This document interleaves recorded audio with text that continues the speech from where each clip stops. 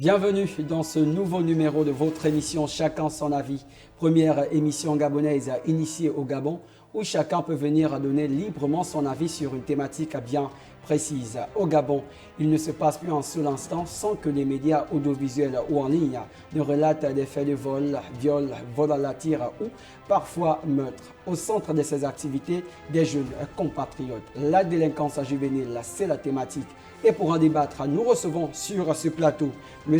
Ted Inounou, président du mouvement panafricain des leaders section Gabon, président de l'association des étudiants de la province de Langounié. Messieurs, bienvenue et merci d'avoir accepté notre invitation. Merci beaucoup et merci encore pour l'invitation. Face à vous, nous avons M. Ebo Orphée, étudiant au département de lettres modernes, membre de l'association des jeunes leaders de 9 provinces du Gabon, délégué à la mutuelle de l'université Omar Bongo. Merci d'avoir accepté notre invitation et bienvenue. Merci, monsieur le pasteur. Ok, on va bien sûr d'abord aller regarder cette transition avant d'aborder la thématique sur ce plateau. Nous sommes allés rencontrer les Gabonais et Gabonaises dans ce micro-trottoir. À vous la parole.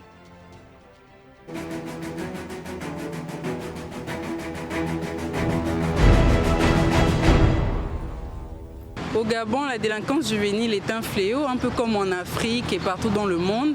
On a une population mondiale de plus en plus jeune, donc on est justement enclin à de nombreux fléaux, notamment la délinquance juvénile. Et cette délinquance prend justement ses marques dans de nombreuses sources, dans de nombreuses causes. Et la cause principale, je pense, est la famille qui est heureusement le socle de la société, mais qui malheureusement n'a plus de bon rapport avec les valeurs africaines et les valeurs sociétales qu'on doit transmettre aux jeunes. Les jeunes aujourd'hui, si ils arrivent à pouvoir faire tout ce qui est délinquance de part et d'autre, c'est parce qu'il n'y a pas un suivi. C'est-à-dire aujourd'hui, vous allez vous rendre compte qu'aujourd'hui, il manque de lieux de distraction. Hein. Vous allez voir, à l'époque, moi je me rappelle, il y avait la foire, et il y avait des petites choses qui faisaient qu'au moins on était au moins pris quelque part à faire quelque chose. Mais aujourd'hui, il n'y a plus ça. La liberté qu'il y a pour pouvoir s'amuser, les choses, c'est dans les bars, boire les biens et puis les petites à gauche, à droite, et puis fumer le tabac et tout. La mondialisation nous emmène à faire en sorte que les jeunes aujourd'hui prennent des mauvais chemins. Ils n'arrivent pas à s'orienter et à garder une seule piste et ils sont complètement bouleversés et dispersés et vont dans tous les sens. Alors je pense simplement que la délinquance juvénile est un phénomène que l'on peut constaté dans toutes les sociétés, c'est d'ailleurs d'actualité. Je pense que c'est un acte qui devient récurrent dans notre société. Il est difficile de passer une journée sans être témoin de ces actes, bien que je n'en suis pas une. Mais ce que je peux dire, c'est que il serait maintenant de nos jours difficile de remédier à cela si nous n'avons pas l'apport de tout le monde, des parents, des autorités, de la population et de la prise de conscience même de la jeunesse. La délinquance juvénile on va dire, est un produit de toute la société. En fait, c'est un acte qui est posé par des jeunes. Mais pourquoi cet acte est posé par les jeunes? C'est tout simplement parce qu'il n'y a pas un regard attentif sur ces jeunes. Ces jeunes n'ont plus de moyens, n'ont pas assez de moyens de se distraire, par exemple. Nous n'avons plus, à l'époque, nos parents disaient qu'il y avait des cinémas, il y avait des centres de jeux, etc. Mais il n'y a pas tout ça. Les jeunes ne s'intéressent plus à l'école, les jeunes ne s'intéressent plus à la lecture.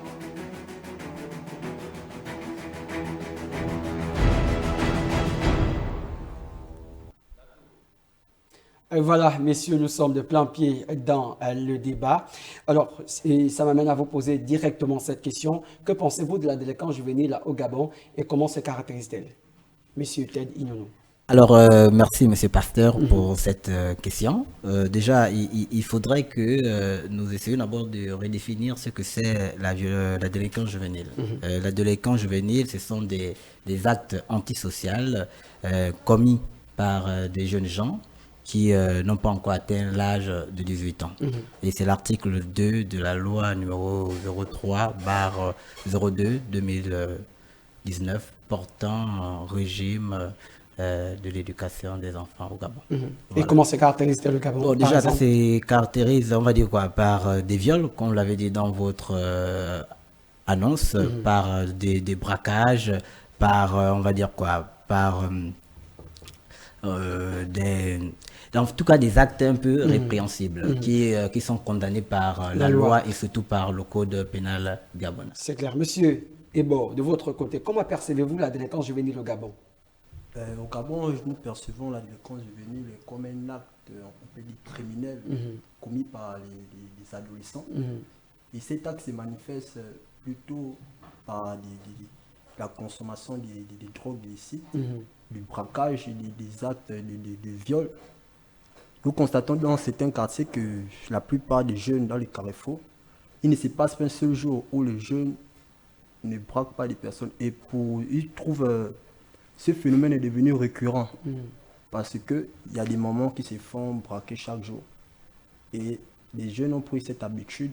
Pour eux, cette activité est devenue une activité rémunératrice. C'est-à-dire qu'ils prennent du plaisir. Ils prennent du plaisir à braquer, ils prennent du plaisir à fumer.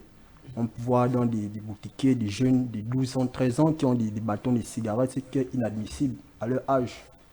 Justement, et là, ça m'amène encore vous poser directement cette question. À qui doit-on imputer cet état des faits? Alors, Monsieur Pasteur, avant de répondre à cette question, il serait important d'abord de recadrer les choses par rapport à ce que mon collègue ici venait d'énumérer. On ne peut pas définir la délinquance juvénile comme étant un crime. Vous savez, le crime fait partie de la délinquance juvénile. Donc, il y a plusieurs. Selon vous, il y a quelle différence? Essayez de nous éclairer bien sûr. Il y a quelle différence entre le crime et la délinquance juvénile? Déjà, un crime rentre dans le cadre de la délinquance juvénile. Parce qu'à côté du crime, on a ce qu'on appelle les contraventions, on a des conflits. Lorsqu'il n'y a pas de crime, pour sans pourtant vous couper la parole, ceux qui ont essayé de faire un peu des études de droit, ils savent ce que c'est. Lorsqu'on parle de crime, on parle véritablement des actes antisociaux qui sont véritablement d'une portée un peu plus. Est-ce que la délinquance juvénile n'a pas pour conséquence des crimes, par exemple? La délinquance juvénile, pour moi, c'est un crime. Parce que lorsque nous voyons un peu en ce moment dans la société, il y a des jeunes qui se lancent dans des drogues comme,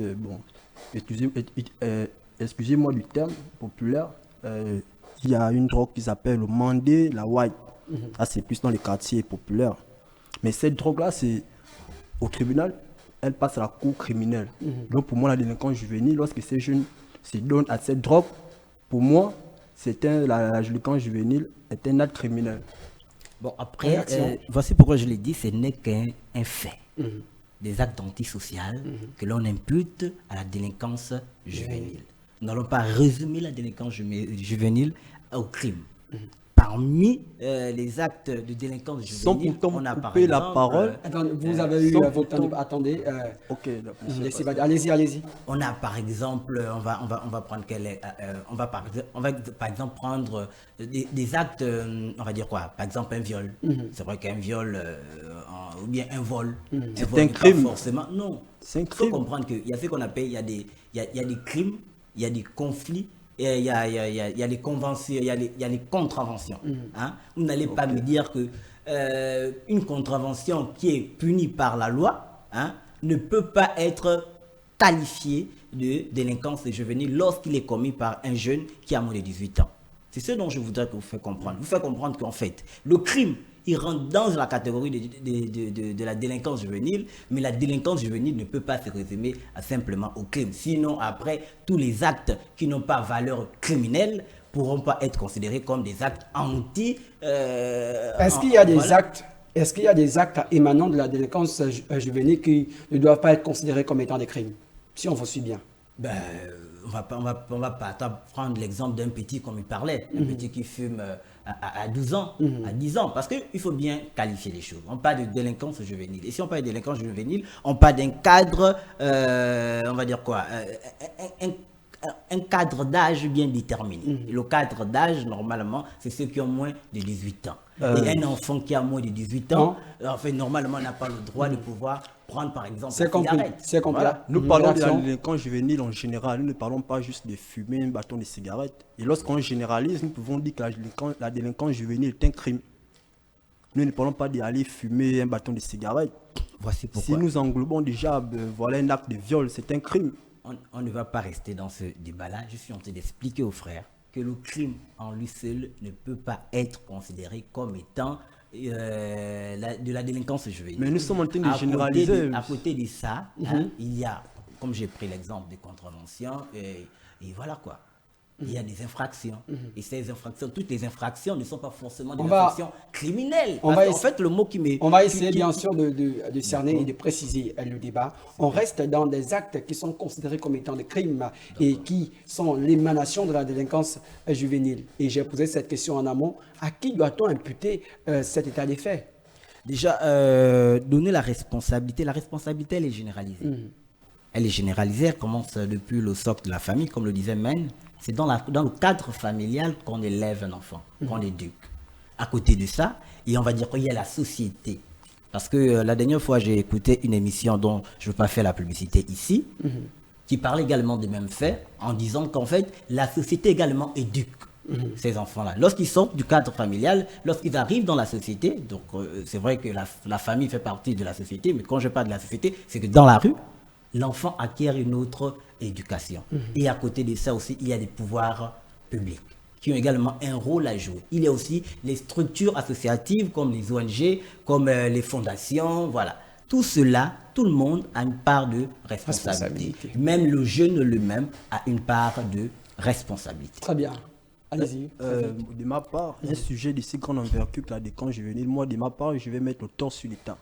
Parce que les parents ne peuvent pas tout faire. À la maison, déjà, les parents, ils éduquent déjà les enfants.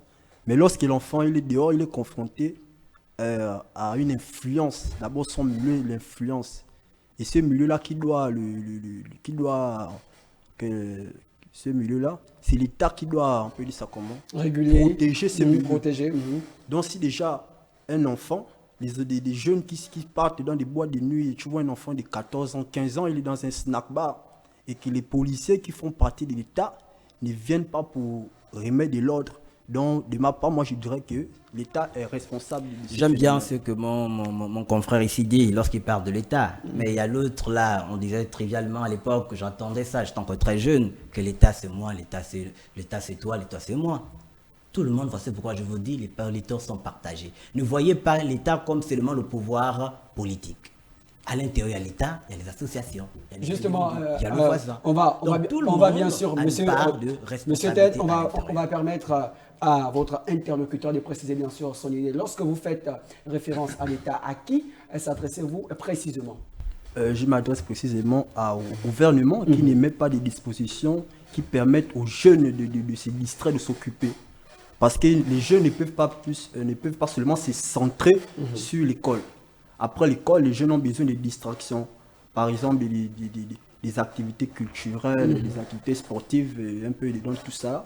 Mais si l'État ne prend pas en compte tous ces moyens, les jeunes sont obligés de se lancer, de suivre les autres dans des débits de boissons, bien sûr. Des drogues, etc. Alors, je ne vais pas totalement balayer d'un revers de la main ce que mon frère ici vient de dire. L'État a sa part de responsabilité, et je l'ai mentionné au début de mes propos. Mais il faut également reconnaître que l'État a déjà beaucoup fait. La première relation, on va dire quoi, le premier acte de socialisation que l'État essaie de mettre en place, c'est l'éducation.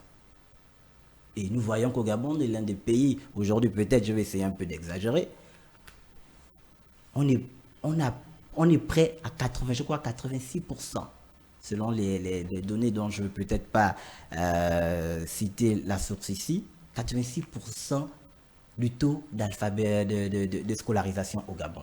Donc c'est-à-dire que le Gabon, pour les plus petits, ils fréquentent vraiment. Donc l'État déjà, avec le canal de l'éducation, l'État fait assez. Après cela, maintenant, il y a les parents qui doivent être là. Il y a la société également. L'État ne peut pas tout faire, mon frère. Mais sans pour autant vous couper la parole. Lorsque nous arrivons dans certaines familles où, on peut dire, des familles démunies, des familles où ils n'ont pas quelque chose pour manger, hein, prenons cet exemple, dont le jeune, par exemple, s'il a perdu son père, il ne vit qu'avec sa maman qui ne travaille pas, par exemple, c'est une commerçante au marché. Si maintenant, si la maman n'a pas les sous pour envoyer son enfant à l'école, le petit peut se lancer dans la vente des drogues pour subvenir aux besoins de la famille. Justement, gardez votre argumentaire très, très, très au chaud, car vos avis sont est important dans cette émission. Et ce qui est aussi très important dans cette émission, messieurs, c'est bien sûr les annonceurs. On va marquer une courte pause en allant bien sûr regarder une publicité. La marque Osvaldo vous souhaite la bienvenue chez vous. Chemises, t-shirts, baskets, des costumes qui vous donnent de la personnalité. Des sandales haut de gamme, reflet de l'identité africaine. Chaussures de marque déposées Osvaldo. Tout ceci à des prix hors pair, suivi d'autres accessoires. Nous avons 2 sites. Site 1, nous sommes situés à Ngondje, au carrefour Gigi, en face du Maxi Secado. Site 2, situé à Lui, avant le feu rouge Gros Bouquet. LBGS, Larry Business Group Security, spécialisé dans la distribution des fournitures, l'habillement, les équipements, les produits et matériels de sécurité non offensifs, les équipements de protection individuelle et hygiène pour les particuliers et les professionnels. Soumettez-nous vos exigences de mission. Nous vous trouverons la meilleure solution pour les remplir.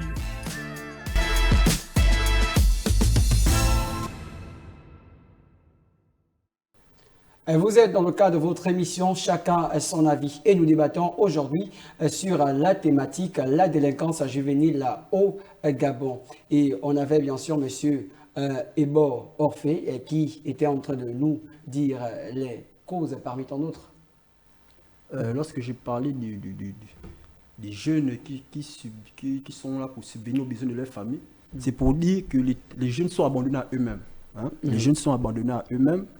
C'est pour dire que l'État ne met pas vraiment des dispositifs nécessaires pour occuper ces jeunes. C'est-à-dire, nous avons des députés. Lorsqu'un député fait sa politique, selon sa politique, c'est qu'il veut aider la population. Mais maintenant qu'il est élu au Parlement, il n'aide pas cette population. Nous avons dans beaucoup de quartiers comme Cocotier, Chemichos, il y a Tombé, il y a des familles vraiment qui souffrent.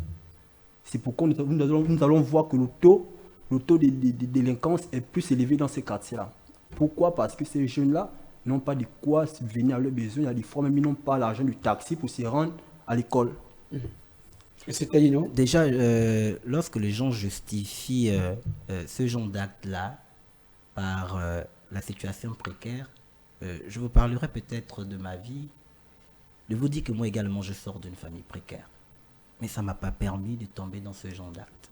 Vous savez, lorsque quelqu'un est bien éduqué, il peut tout faire de manière droite. Lorsqu'aujourd'hui on va dire non, c'est la pauvreté, oui, nous ne refusons pas que vivre, avoir faim, parce que je sais ce que c'est avoir faim, et quand je le dis, je sais ce que c'est avoir faim, je sais ce que c'est passer une journée sans manger, je sais ce que c'est, et je sais ce que ça peut pousser à faire. Mais nous sommes restés dignes. Et je pense qu'aujourd'hui, cette raison-là ne tient pas là. Pourtant, vous coupez la parole. Votre cas n'est pas le cas de tout le monde, monsieur. Voici pourquoi je vous dis, c'est l'éducation, c'est la famille. Vous savez, aujourd'hui, il y a plusieurs mécanismes aujourd'hui pour se faire, par exemple, des moyens. Vous avez vu, une fois, j'ai vu une vidéo sur les réseaux sociaux, un jeune de, comment on appelle le quartier là, vers le PK Rio, vers le Rio, après en allant vers Rio, j'oublie trop, les Akébé. Mais il s'est complètement fracturé le pied parce qu'il a voulu ouvrir une portière d'une dame qui est en pleine circulation. Et il s'est fracturé le pied. Toute sa vie, je dis bien toute sa vie, il sera détruit par ce sont les risques du métier, monsieur. Ce n'est pas un métier, jeune homme. C'est un métier pour ces jeunes-là, c'est un métier. Vous ne pouvez pas le dire à la télé. Ce n'est pas un métier, monsieur. Dites à ces jeunes de chercher de l'emploi. Là-bas, ils sont très jeunes, d'aller à l'école. Vous ne pouvez pas accepter. Regardez, il y a un jeune là, il paraîtrait, qu'on a retrouvé vers le lycée, comment on appelle de Bikele, avec une boîte de chanvre. Il a 14 ans. Comment il est arrivé à faire ça? Est-ce que ça, c'est l'État? C'est l'État ou bien c'est, on va dire quoi, c'est le manque de vigilance des parents? Justement. Nous avons bien sûr regardé ce micro-trottoir et il en ressort clairement la question des valeurs ou encore la notion des valeurs. Est-ce que ce n'est pas aussi les parents qui ont failli à leur mission? Parce que lorsque les enfants sont dans la rue et dans cette rue, ils se forgent une éducation. Est-ce que les parents n'ont pas aussi un droit de regard? Les parents ont un droit de regard, mais lorsque les parents sont dépassés, il faut aussi que Mais l'État comment puisse un enfant venir- peut dépasser Les- son enfant, son parent? Laissez va développer. Mais Laissez il va faut développer. voir d'abord les motivations psychologiques qui ont poussé l'enfant à commettre cet acte. Et quelles sont ces motivations, par exemple? Nous allons voir des jeunes qui ont d'abord des copines et d'autres qui ont des enfants. Maintenant, si les parents ne peuvent pas s'occuper de l'enfant, du jeune garçon qui a... Mais si on ne prend pas des cas isolés pour généraliser. Non, mais Vous savez, ce sont des cas isolés. Ce n'est pas tous les jeunes Gabonais, mineurs Gabonais, qui aujourd'hui qui ont des enfants. Et ce n'est pas une C'est un raison exemple, suffisante pour pouvoir C'est justifier une raison. ce genre de comportement. Mais c'est une raison qui Vous peut savez- pousser un adolescent à se lancer dans de la vente illicite des drogues. Pas du tout. Mais ce Lors- jeune garçon qu'on a lorsque- vu avec une boîte de chanvre, Lorsque... il n'a pas S'il eu vous plaît, cette s'il vous boîte plaît. pour fumer cette boîte, c'est pour forcément vendre. Pour se procurer de l'argent. Vous savez Vous pourquoi n'allez pas dire qu'il va fumer toute cette boîte de chanvre. Vous savez pourquoi j'en rigole? Parce que après, je me dis, on est encore loin. Et si on continue dans ce genre de réflexion, je pense que notre pays ira dans la dérive. Il est temps aujourd'hui d'expliquer aux jeunes. Et c'est vrai, c'est parce que aussi les grands frères ont failli. Moi, je suis un grand frère. Moi, mes petits frères aujourd'hui, ils ont les 21 ans, 22 ans. Aujourd'hui, ils se comportent bien parce que je les ai donné la bonne éducation. Parce que maman, à Lorsque vous l'époque, parlez n'était des pas grands là, frères, c'est vous moi parlez qui de étais l'État, là. ce sont les grands frères. Le gouvernement, ce sont tous les grands frères. Lorsque vous parlez des Il failles. est important que d'abord dans la famille, que le grand frère reconnaisse sa place. Moi, à l'époque, quand j'ai grandi, ce sont les grands frères qui m'ont éduqué. Monsieur Ce n'est Tel. pas papa et maman. Aujourd'hui, on ne peut pas accepter une famille où ils ont un grand enfant, par exemple, de 21 ans, et une petite fille de 16 ans va crier sur ce jeune homme-là. C'est inadmissible et ça existe dans les sociétés gabonaises.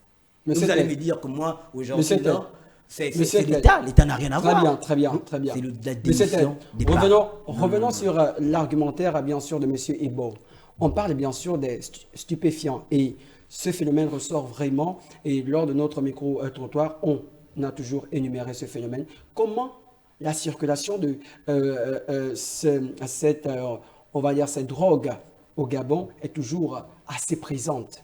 Déjà, il faut savoir que l'idée des drogues, elle n'est pas typiquement gabonaise. Vous savez, il y a ceux qu'ils appellent chez eux, à l'époque, moi j'ai suivi un film là qu'on appelait les pequeños, on disait les microbes.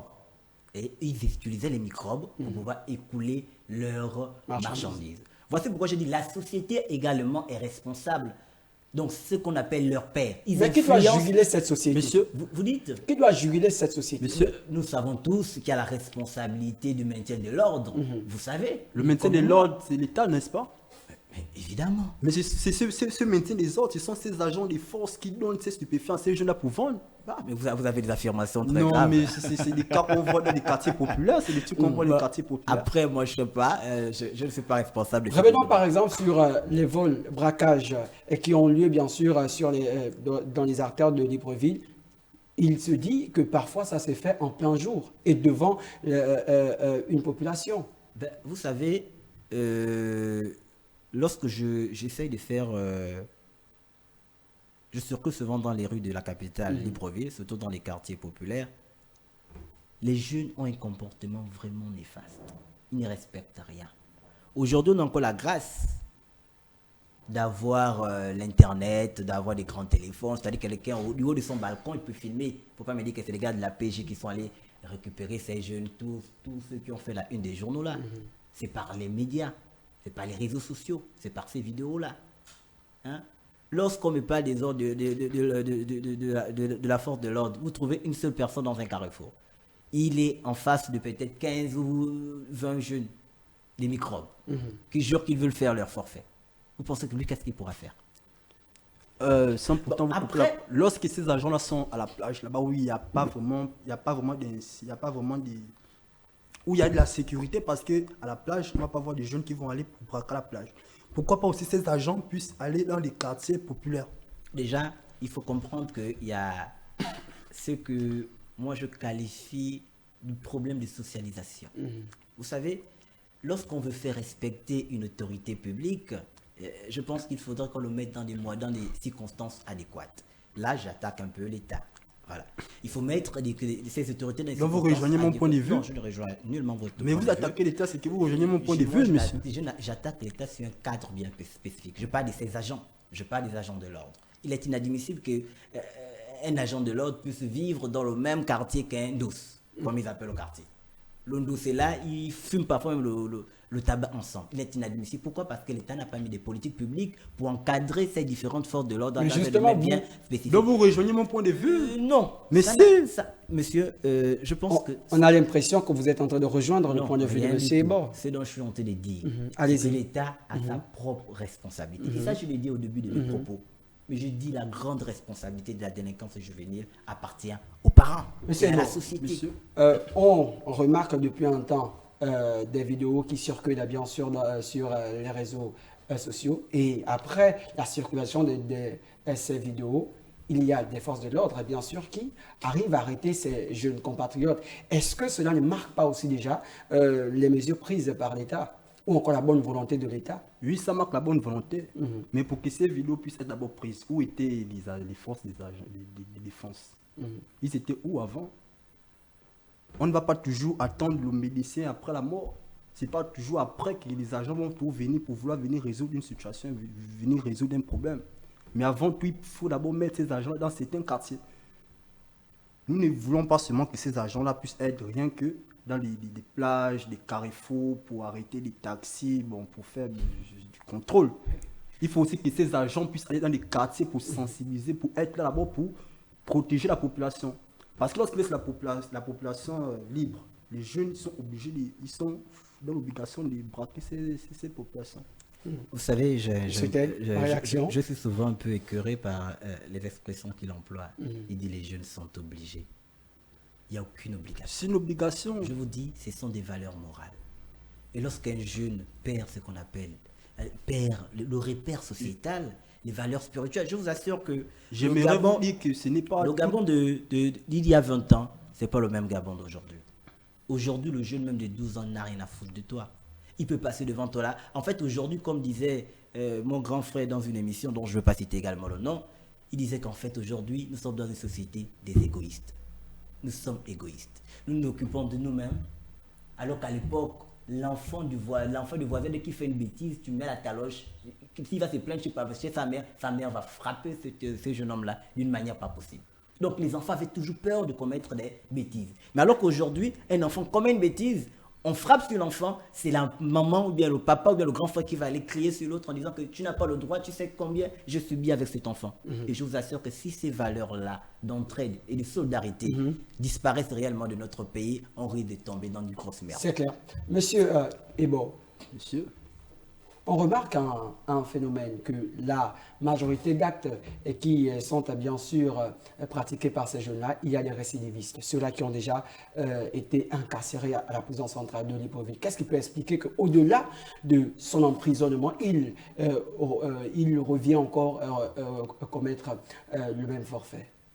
C'est pour dire que lorsque d'abord l'individu, ces jeunes ont été incarcérés à la prison centrale de Libreville, ils n'ont pas été sensibilisés d'abord.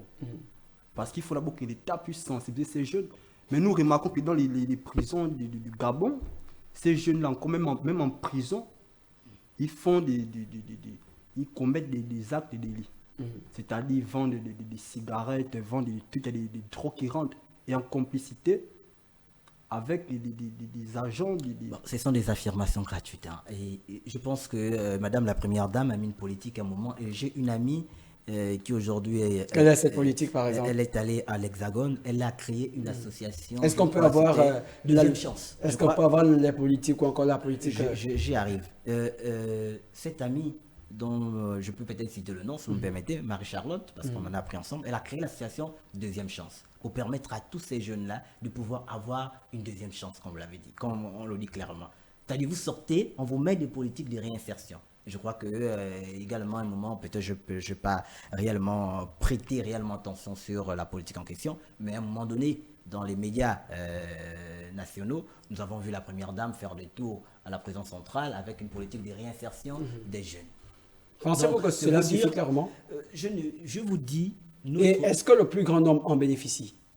le plus grand nombre, il faut faire des statistiques. Moi, je n'ai pas fait des statistiques. Je pense que vous, le journaliste, et vous devez faire cette étude du terrain-là et me dire que est-ce que c'est le plus grand nombre qui a bénéficié. Mais c'est vous qui venez bien sûr de défendre cette politique. Je ne fais que vous dire ce que je Sans vois. pourtant vous couper la parole. Cette deuxième chance-là, il y a certains jeunes, lorsqu'ils sortent des prisons, ils veulent se lancer dans des petites entreprises, comme par exemple vendre des habits à la gare routière dans des carrefours. Il y a plusieurs Mais lorsque les agents viennent maintenant pour chasser ces jeunes-là, la faute est à qui? Vous savez, on est dans un état de droit.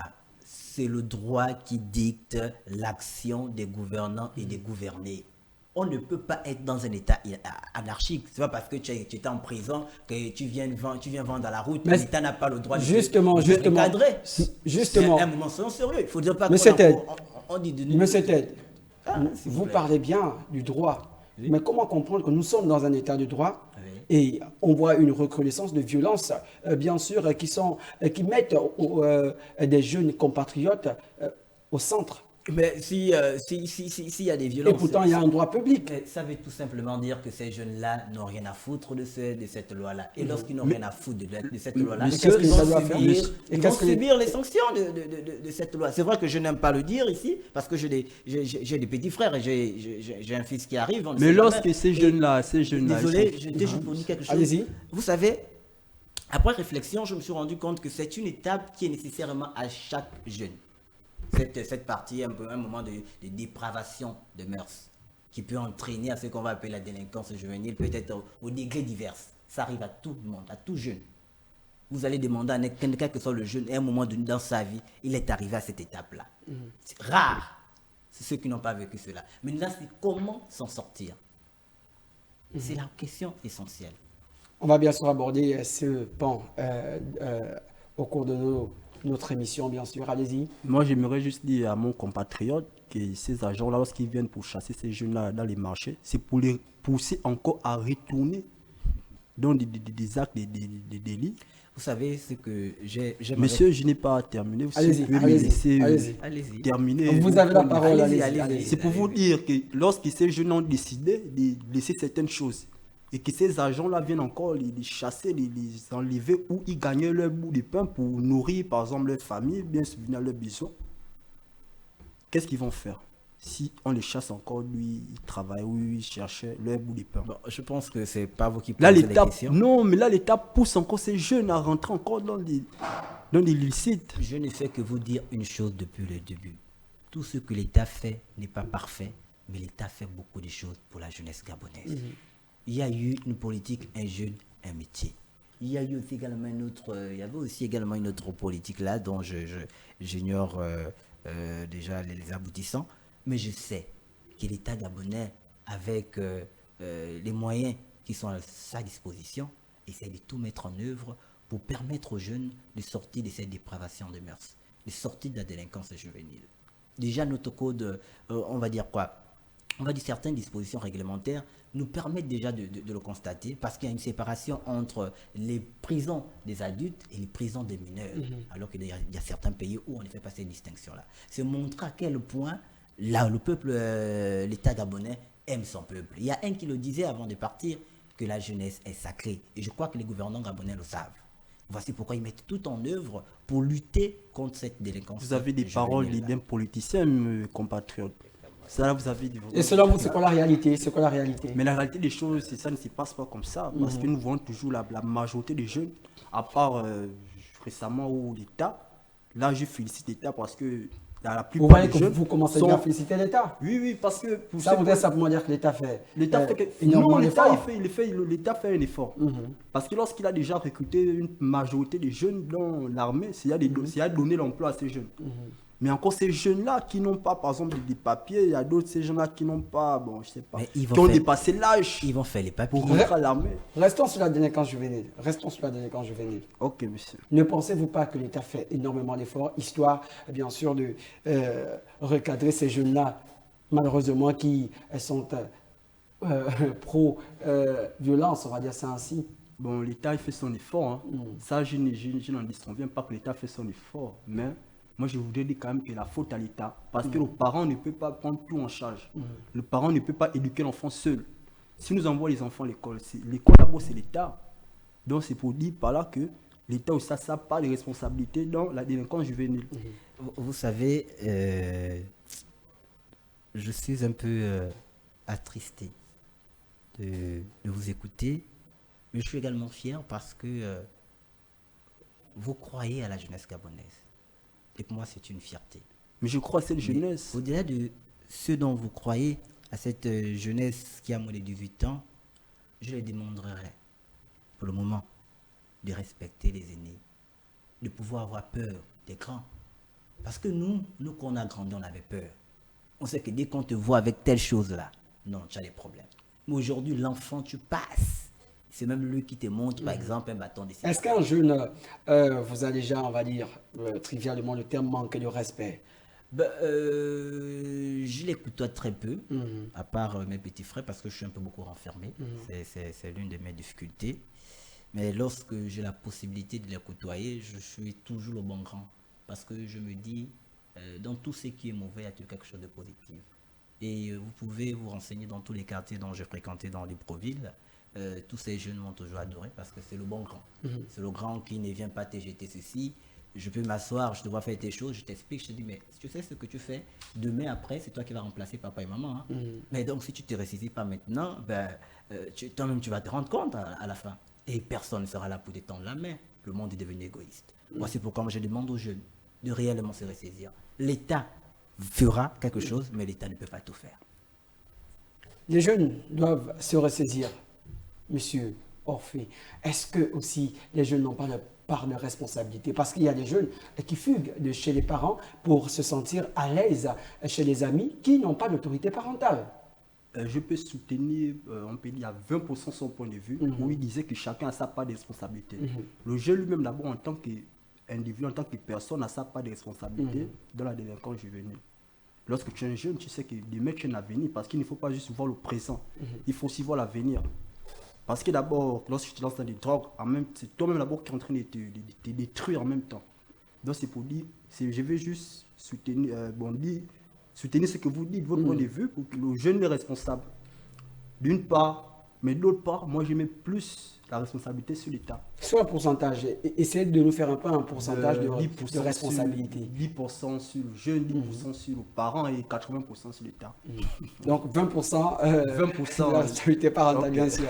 Mais c'était du nous. En fait, je voudrais expliquer à mon frère que l'État, c'est une personne morale. On parle de 80% des responsabilités selon il n'y a pas de problème. Il a essayé un peu de faire une estimation, ce dont je félicite. Je vous dis, je suis content de partagez-vous cette affirmation. Discuter avec partagez-vous cette estimation. Un jeune qui je répondrai à votre question, rassurez-vous. Hein? Un jeune qui veut comprendre, qui voudrait que l'État puisse s'impliquer davantage. Je ne suis pas contre ce dont vous dites. Je suis d'accord que l'État peut mieux faire. Mais soyons tous d'accord que l'État essaye de faire. Mais il est également important que le jeune lui-même s'engage. Si le jeune ne s'engage pas dans ses propres... Sans pourtant couper la parole, nous parlons de la délinquance juvénile, donc c'est-à-dire on peut dire de 18 ans à moins de 18 ans. Donc c'est-à-dire que cette période est d'abord une période de puberté. Donc c'est-à-dire que le jeune, il n'est pas vraiment conscient de ce qu'il fait. Dans une conscience du moi intérieur, il n'est pas vraiment conscient de ce qu'il fait. Donc c'est pour dire quoi? Le parent, le jeune, il passe plus du temps dehors par rapport à la maison. Parce que lorsque le jeune sort le matin, il s'en va au cours. La plupart des jeunes de 15 ans, 14 ans, ils rentrent à l'école à 19h. Donc c'est-à-dire qu'ils passent plus le temps dehors. Et le temps du dehors, c'est l'État qui doit protéger l'adolescent. Je pense que Est-ce que l'environnement, selon vous, est propice pour rester dans son idée? L'environnement de quoi? Essayez un peu de m'éclairer. L'environnement, par exemple, puisque l'enfant passe plus de temps dehors, est-ce que l'environnement est propice pour son épanouissement? L'environnement est propice selon les enfants. Vous savez, il y a les enfants qui sont calmes, il y a les enfants qui sont turbulents. Voici pourquoi je vous dis, chacun de nous a ses propres réalités intrinsèques. Un enfant qui est turbulent, je pense qu'il faut d'abord que les parents lui disent que voilà. Et lorsque les parents, par exemple, arrivent à l'école en disant que voici mon enfant, il est un peu comme ça, il est comme ça, il est comme ça, il est comme ça. Bon, c'est vrai aussi qu'il y a des enfants trompeurs, comme j'en ai entendu beaucoup dans certains discours et j'en ai vu aussi. À la maison, c'est l'enfant le plus sain, mais lorsqu'il arrive à l'école, c'est le plus dangereux. C'est le plus dangereux. Mais dites-vous, je vais vous le dire, et je voulais le dire également à mon frère ici, l'État, c'est une personne morale qui met des politiques publiques en place. Parmi les politiques publiques qu'il met en place pour lutter contre la délinquance juvénile, il y a l'éducation. Vous pouvez me citer. Il y a l'éducation. Justement, M. Talino, justement, on va être pragmatique. Hein. Oui. On va vraiment être direct dans le débat. Est-ce que vous pouvez nous citer, bien sûr, les mesures prises par l'État pour occuper la jeunesse? Il y a déjà l'éducation, ça occupe la jeunesse. Mais l'éducation, les l'avant, ça, ce n'est pas l'État. C'est qui? C'est bon. Je peux dire. C'est l'éducation, voilà. Il y a le système on va dire quoi, le système de santé également qui est là. Parce que je crois que l'État met tout en œuvre pour permettre à ces jeunes-là de bien se soigner. Parce que c'est aussi ça, lorsqu'on n'a pas la bonne santé, voilà, on ne peut pas vivre sainement. Donc, on va dire, il y a la formation professionnelle, il y a tellement de choses que l'État met. Il y a les terrains de basket de partout. On a vu dans les PK, on a mis les terrains de basket. Il y a les Vous n'avez cité que les PK. Hein? Vous n'avez cité que les PK. Quand je parle des PK, c'est parce que... mais vous dites qu'ils donnent tous les quartiers. Selon les Gabonais, ce sont les endroits où la délinquance juvénile est plus ou moins élevée. Et je crois que les pouvoirs publics ont tout mis en œuvre pour permettre à ces différents quartiers-là et ces différents arrondissements-là d'avoir des aires de jeu pour les permettre de sortir de l'oisiveté qui va les pousser dans des infractions et des crimes. Justement, monsieur Ebo, que reprochez-vous concrètement à l'État dans sa politique de divertissement et d'occupation des jeunes, par exemple? Moi, de ma part, je voudrais dire que l'État n'occupe pas vraiment les jeunes. Vous avez juste cité les PK, mais vous n'avez pas vu des quartiers comme Chimichos, Kokoti, à Toabé. Dans ces quartiers-là, il n'y a même pas de terrain de football où les jeunes peuvent se distraire. Il n'y a pas de terrain de basket comme vous le citez. Donc, c'est pour vous dire que l'État ne met pas vraiment en place des dispositifs pour occuper la jeunesse gabonaise. Je vous l'ai dit au départ. Monsieur, l'État ne peut pas tout faire maintenant. L'État a déjà commencé à faire. Mais l'État fait quand? Justement, on va marquer une transition par l'entremise de ce micro-trottoir, histoire de recueillir les avis et surtout les pistes de solutions des Gabonais et Gabonaises. À vous la parole.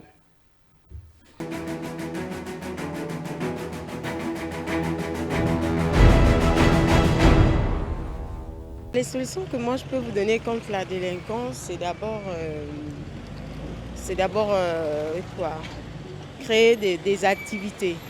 C'est-à-dire, si les enfants étaient en activité, s'ils avaient assez de loisirs, je pense qu'ils ne devaient pas avoir du temps pour pouvoir voler, pour pouvoir braquer et autres. Mais à part cela, il y a aussi des parents qui sont responsables parce qu'ils démissionnent s'ils ne s'occupent pas de son enfant. Mais qu'est-ce qu'il va faire? Il va aller dans la rue, il va braquer pour pouvoir subvenir à ses besoins. Donc on a besoin de tout ceci pour pouvoir pallier à cette gêne. De trouver le travail aux enfants, de ne plus braquer, de ne plus voler. Parce qu'on souffre dans la rue, on souffre dans Libreville. Quand les enfants nous braquent, nous volent, donc ça nous dérange pour nous les mamans. Nous ne sommes pas... comment pourrais-je dire? Nous ne sommes pas en sécurité dans Libreville. Donc, pour la population, on a peur de sortir. Donc, on va conseiller les enfants. Le président de la République fait sortir un papier de trouver les enfants le travail. Il y a tellement de solutions qu'on peut donner parce que le phénomène est tellement vaste. Bon, moi, à mon petit niveau, les solutions que je peux préconiser, c'est par exemple durcir la loi en ce qui concerne les articles punissables pour les délinquants. Parce qu'on a l'impression que ces jeunes enfants n'ont plus peur de prison. Et on a justement l'impression que c'est ce qui les encourage à... Ils n'ont quasiment plus peur de la prison. Vous voyez un jeune qui vous menace, il dit « je vais faire la prison pour toi » par exemple. Ça montre à suffisance qu'aujourd'hui les enfants n'ont plus peur de prison. Donc, réfléchir, parce que moi seul donner des solutions, ce n'est pas évident. Voir comment un ensemble de personnes peuvent s'asseoir et préconiser des solutions plus plus dur pour ces jeunes-là. Plus de surveillance contre les enfants, oui. Parce que ce n'est pas aussi que c'est pas aussi bien qu'on les laisse au dehors comme ça, juste de la surveillance, et que les professeurs aussi fassent aussi leur meilleur pour les surveiller aussi. Tous les différents acteurs et des différents milieux que ces jeunes-là fréquentent doivent être impliqués à cela. Donc je pense au cercle familial, les parents, papa, maman et les aînés. On peut proposer comme solution de trouver des occupations aux jeunes. La jeunesse gabonaise n'a pas assez de loisirs, pas assez d'opportunités de s'occuper, des petits boulots, etc.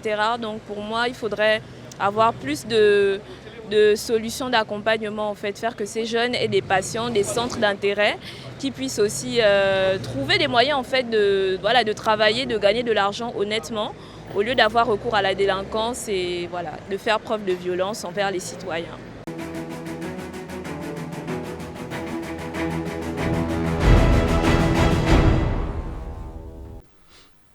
La délinquance juvénile au Gabon, c'est la thématique. Et pour en débattre, nous recevons bien sûr Ebo Orphée, étudiant au département de lettres modernes, membre de l'association des jeunes leaders des 9 provinces du Gabon et délégué à la mutuelle de l'UOB. Et face à lui, nous avons Ted Inounou, président du mouvement panafricain des leaders section Gabon, président de l'association des étudiants de la province de Langouni. Messieurs, la jeunesse est l'avenir d'un pays et si elle n'est pas bien sûr bien accompagnée, c'est un danger pour le pays. Permettons-nous de faire le pléonasme. Selon vous, quelles sont les pistes de solutions pour bien sûr rétrécir ou encore pourquoi pas réguler ce phénomène? Monsieur Ted. Alors, merci Pasteur. C'est toujours un plaisir de parler de la jeunesse gabonaise parce que je suis quelqu'un de beaucoup engagé dans les cours de jeunesse. Les pistes de solutions, la première piste de solution, c'est d'abord dans la famille. Il faudrait que les parents prennent conscience que ce sont des gamins, que ce sont des jeunes. Et les jeunes ont besoin d'éducation et de modèles. Dans la famille, il faut toujours un modèle. Il faut un grand frère, il faut soit un père pour être le modèle de la famille. C'est le premier cas. Deuxième cas, c'est la société. Nous avons besoin d'une société solidaire. Que l'unicité qui nous anime actuellement dans l'État du Gabon puisse disparaître pour refaire naître la solidarité. C'est-à-dire que lorsqu'un jeune se comporte de manière néfaste, que tu sois son père ou pas son père, ayez quand même la possibilité de le réprimander. Il est aussi important que cette solidarité-là se manifeste dans les agissements. Au lieu de rester à ta véranda en train de filmer lorsque un jeune commet un forfait, il est important que vous unissez vos forces, vous allez vers ces jeunes pour les empêcher de pouvoir commettre des forfaits et pour les empêcher de détruire leur vie. Troisième élément, c'est l'État. Il est important également que l'État puisse augmenter les investissements dans le monde éducatif. Voilà.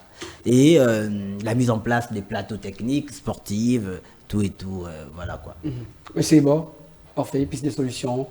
Pour moi, je voudrais d'abord aborder d'une part que l'État doit éradiquer ce fléau à travers les forces de défense, c'est-à-dire mettre toujours des agents devant des snack bars, des bars, parce que ce sont d'abord les premiers endroits où ces jeunes-là s'y retrouvent. Parce qu'avant d'abord de se lancer dans des drogues, des cigarettes, on voit la plupart des jeunes, ils partent dans des bars avec des tenues scolaires parce qu'on parle des adolescents. D'autre part, j'aimerais dire que la société doit d'abord accepter ces jeunes-là. Parce qu'il y a des fois, ces jeunes se sentent frustrés. Lorsqu'un jeune passe, par exemple, avec, on peut dire, un gros pantalon, une chemise, on va dire, oh, voici ce bandit qui passe là. Et peut-être, psychologiquement, ça va le bouleverser. Et il va se dire, bon, alors, comme la maman dit que je suis un bangando, alors je suis un bangando, je vais toujours braquer.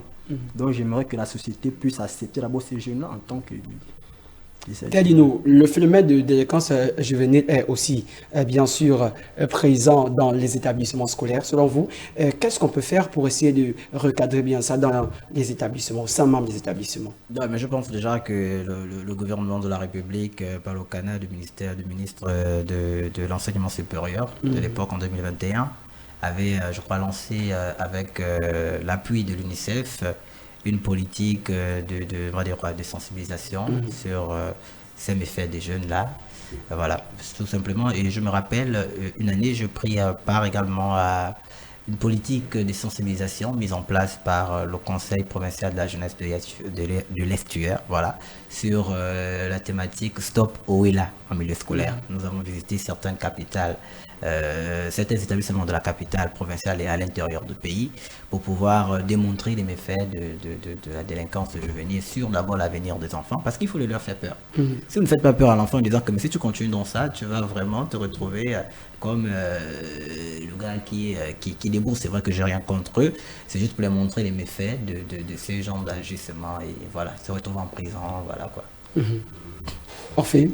Moi j'aimerais dire que la société en général, et j'aimerais d'abord féliciter l'État parce que nous venons dans des établissements. Donc l'État fait quand même d'efforts. Oui, l'État fait son effort. Allez-y. Dans les établissements secondaires, des lycées, des collèges, nous avons maintenant des agents de sécurité qui sont là pour veiller aux dangers que peuvent subir les adolescents. Parce qu'avant, nous avons dans des établissements comme le lycée d'État, lycée d'Iba, où des élèves, après les cours, se faisaient braquer. Et des jeunes qui venaient pour vendre des stupéfiants, ils venaient pour vendre des drogues en milieu scolaire. Et là, j'aimerais féliciter vraiment l'État, comme je vous disais, par rapport à cet acte. Parce que depuis que nous avons des agents des forces de sécurité, ce fléau a un peu diminué. Même s'il est toujours récurrent, il n'a pas totalement disparu. Effectivement. Et pour revenir sur ceux-là qui ont déjà séjourné du côté de la prison centrale, comment faire pour essayer de recadrer ces jeunes-là? Mais déjà, c'est simple, il faut les former pour ceux qui n'ont pas de métier. Il faut mettre en place des formations professionnelles pour les donner un métier, de sorte qu'ils n'irritent plus dans ce genre de pratiques-là. Il faut les sensibiliser encore, parce que la sensibilisation, c'est le porte-flambeau de la prise de conscience. Il faudrait toujours les sensibiliser, les montrer les conséquences, les méfaits de ces différents actes-là sur leur vie et sur l'observation que la société peut avoir envers eux. Voilà quoi. Moi, de ma part, je voudrais dire qu'il faudrait réinsérer ces jeunes-là. C'est-à-dire, nous n'allons pas juste voir parce que ces jeunes-là, le jeune a fait de la prison, que nous allons le jeter, le balancer. C'est pour dire quoi, nous avons dans l'œuvre de Victor Hugo, un écrivain français, nous avons l'œuvre, c'est Les Misérables. Et nous avons un personnage qu'on appelle Jean Valjean. Jean Valjean, c'était un personnage, un monsieur, un jeune adolescent qui vivait avec sa grande sœur. Et le mari de sa grande sœur était décédé. Donc après le décès du mari de sa grande sœur, c'est lui qui s'occupait de la famille. Et il n'avait pas un travail vraiment qui lui permettait de subvenir aux besoins de la famille. Il arrivait un jour où il n'avait rien. Jean Valjean était obligé d'aller casser une boulangerie et voler du pain. Jusqu'à on l'a arrêté. Le personnage est allé en prison. Il a passé 19 ans. Et après les 19 ans, lorsqu'il est sorti de prison, il est parti dans une paroisse où le Monseigneur Bienvenu Muriel a défendu le personnage. Et le personnage a encore volé le Monseigneur Muriel. Et lorsque les agents arrêtent le personnage qui s'échappait déjà, nous avons un acte que l'homme de Dieu a fait qui montre, qui doit vraiment, que c'est un exemple vraiment que la société gabonaise doit prendre. Il a défendu le personnage en disant que non, c'est lui qui a remis les objets de valeur à Jean Valjean. Donc les hommes de Dieu encouragent le vol. Non, je n'ai pas de ce sens. Allez-y. C'est juste pour dire, c'est une parenthèse, pour dire que la population, ce n'est pas parce qu'un enfant il est venu, il est rentré dans ta maison, il t'a braqué, peut-être il a fait cet acte parce qu'il avait besoin peut-être de se nourrir ou bien de payer ses études. Pourquoi envoyer? Nous ne sommes pas obligés d'envoyer l'enfant en prison. On peut juste conseiller l'enfant, sensibiliser l'enfant sur les délits et puis c'est un peu Restons sur celui-là qui a déjà séjourné par exemple en prison. Qu'est-ce que l'État ou bien la personne elle-même peut faire pour ne plus retomber dans ses travers? Mais il faut l'intégrer dans le monde du travail. Parce qu'au moins, si la personne est dans le monde du travail, je pense qu'il n'y va plus aller voler.